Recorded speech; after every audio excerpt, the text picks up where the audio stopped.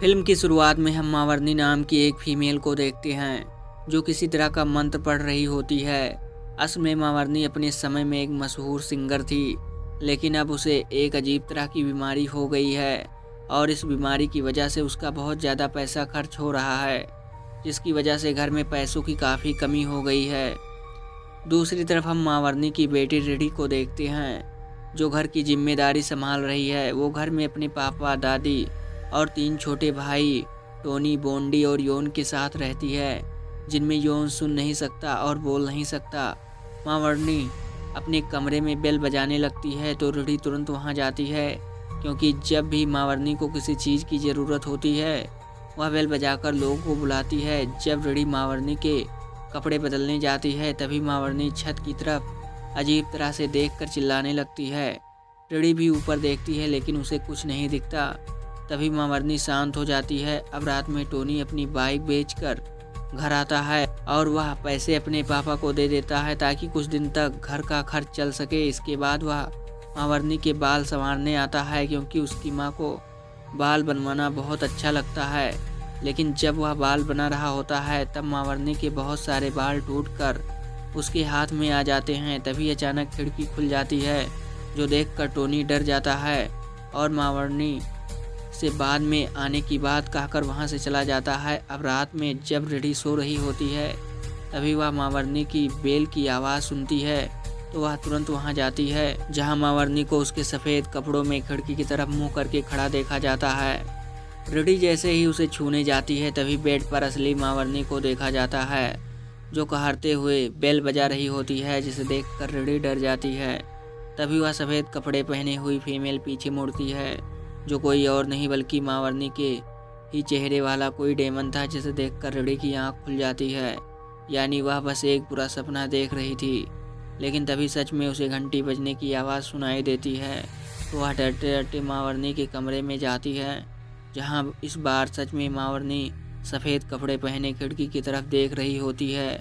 और तभी अचानक वह बहुत भयानक चेहरा बनाकर पीछे मुड़ती है और अगले ही पल ज़मीन पर गिरकर अपनी आखिरी सांस ले लेती है।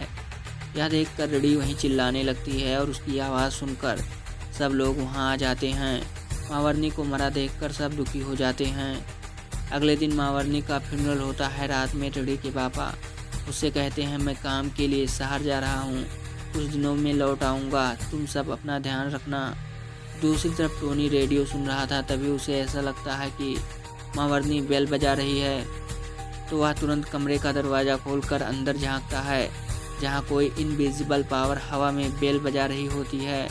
लेकिन टोनी के आते ही बेल नीचे गिर जाती है, जिसे देखकर वह डर कर भाग जाता है। अगले दिन रात में टोनी जब फिर रेडियो सुन रहा होता है, अचानक उसे रेडियो के अंदर से मावरनी की आवाज़ सुनाई देती है, जिसे सुनकर वह तुरंत रेडियो बंद कर देता है। और तभी कमरे के कोने से मावरनी की डरावनी आवाज़ सुनाई देती है।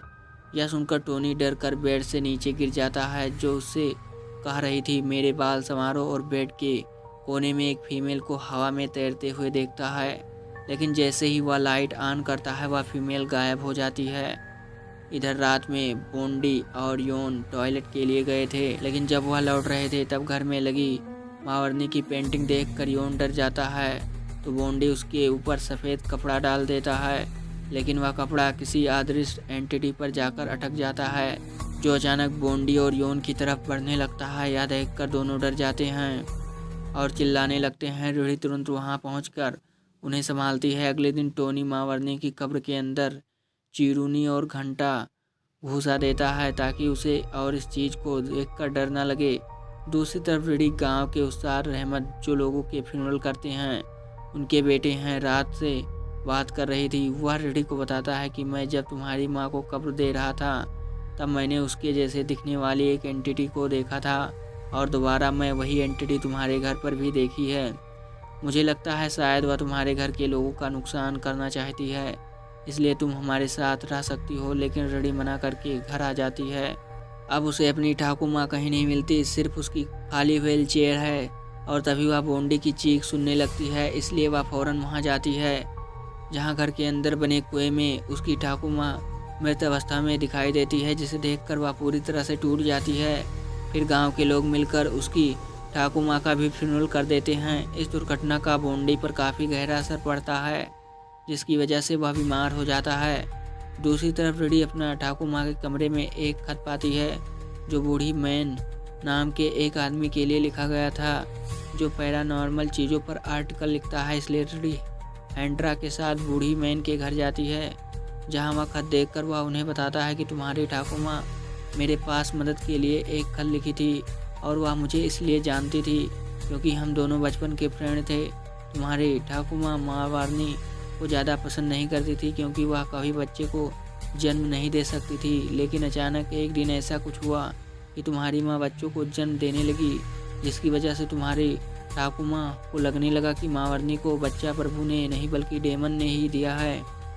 लेकिन इस बात पर रिडी को यकीन नहीं होता है, इसलिए इस बार बूढ़ी मैन उसे अपना एक मैगजीन भी देती है, जहाँ डेमन की पूजा करने वाले कल्ट के बारे में सारी जानकारी लिखी हुई है।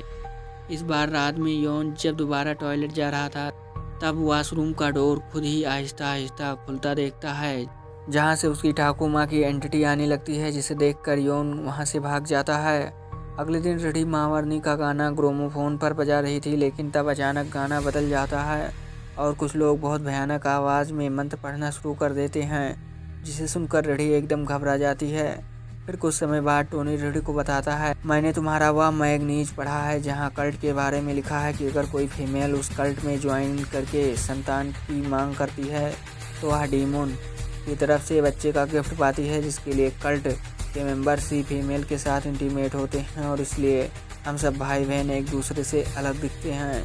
साथ ही इसमें यह भी लिखा है, एक बच्चा होने के बाद अगला बच्चा 7 साल का होगा, तब उस बच्चे को लेने डेड बॉडी जाएंगी। लेकिन माँ ने हमारे 7 साल होने के पहले ही अगले बच्चे को जन्म दे दिया था, जिसकी वजह से हमारे बीच 6 साल का डिफरेंस है।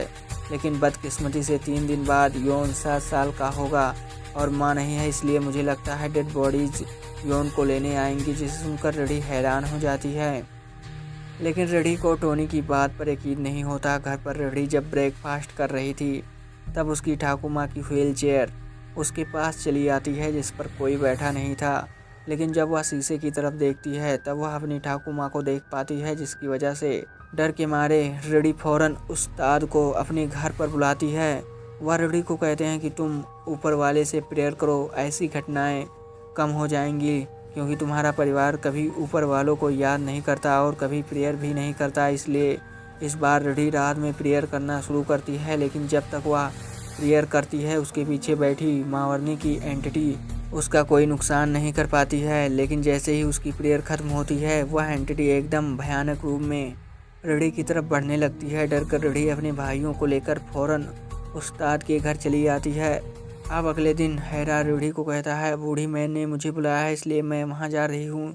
यह बोलकर वह बूढ़ी मैन के घर जाता है, जहाँ वह हैंड्रा को एक नोट देता है, जिसमें उसने सब बातें लिखी दी थी।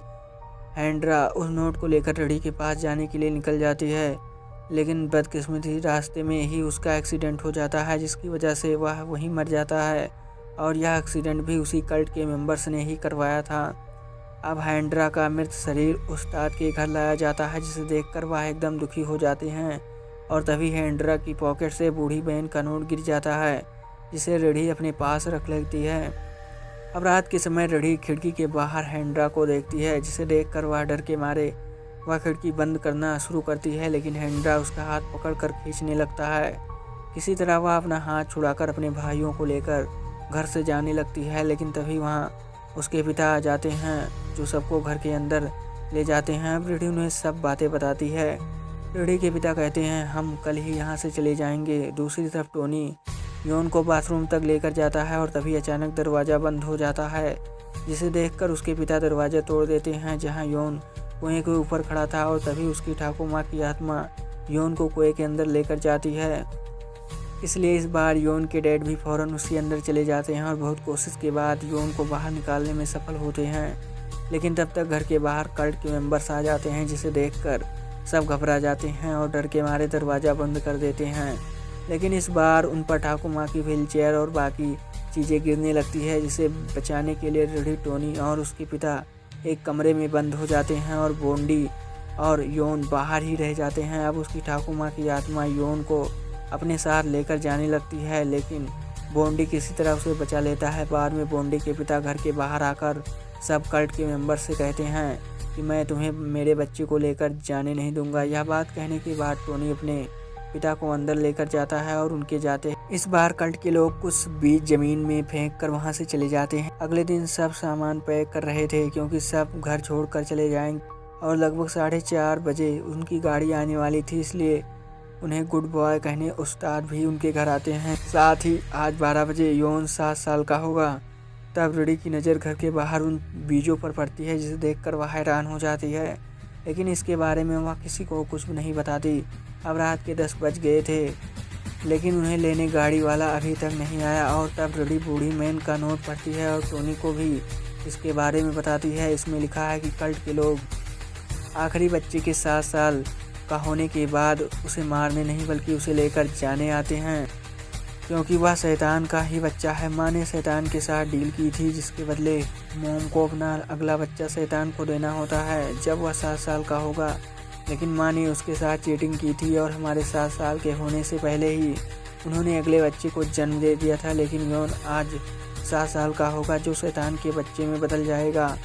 और इस बीज का मतलब यह है कि 12 बजे जब यौन 7 साल का होगा, तब उन बीजों की वजह से कब्र से सब डेड बॉडीज निकल कर यौन को लेने आएंगी। इसका मतलब हमारे साथ जो भी कुछ हो रहा है और कोई नहीं बल्कि ठाकुर माँ ही कर रही थी, क्योंकि वह यौन की सच्चाई जानती थी कि 7 साल का होने के बाद वह शैतान में बदल जाएगा और उसी के कारण डेड बॉडीज आकर सबको मार देंगे। इसलिए ठाकुर माँ यह सब होने से पहले यौन को मार देना चाहती थी ताकि हमें कुछ ना हो। रुडी तब रूम के बाहर से कुछ आवाज़ें सुनती है। वह देखती है कि मामरनी की जिंदा लाश घर के अंदर चारों तरफ घूम रही थी।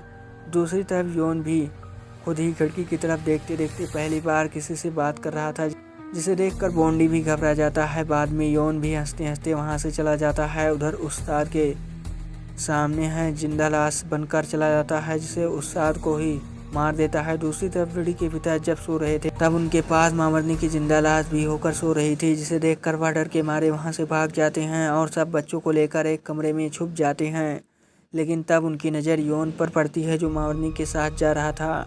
रिडी के पिता उसके पास जाना शुरू करते हैं, लेकिन रिडी उन्हें रोक कर कहती है, हम उसे रोक नहीं सकते, वह शैतान का बच्चा है, क्योंकि अब वह 7 साल का हो गया है। लेकिन फिर भी वह उसे बचाने उसके पीछे जाते हैं। तब कब्र से निकली डेड बॉडीज घर को चारों तरफ से घेर लेती है, इसलिए वह दोनों घर में आकर खुद को बंद कर लेते हैं। लेकिन डेड बॉडीज अब दरवाज़ा तोड़ना शुरू करती हैं और तब हम ठाकुर माँ की आत्मा को देखते हैं, जो दरवाज़ा पकड़कर जाम बीज को अंदर आने से रोक रही है। और तभी वहाँ बूढ़ी मैन चला आता है, जो सबको बचाने अपनी वैन में बैठाकर वहाँ से ले जाता है। अब हमें 1 साल बाद का सीन दिखाया जाता है, जहाँ रिडी को उसका पड़ोसी खाने के लिए कुछ चीज़ें देकर अपने घर चला आता है, जहाँ उसका बॉयफ्रेंड उससे कहता है अब हमें खुद के लिए दूसरे शिकार ढूंढने होंगे। और तब हम उनके घर पर बहुत से वही सीट देखते हैं, यानी यह दोनों उस कल्ट के लीडर हैं। और फिर उन दोनों का डांस दिखाते दिखाते यह हॉरर मूवी यहीं ख़त्म हो जाती है।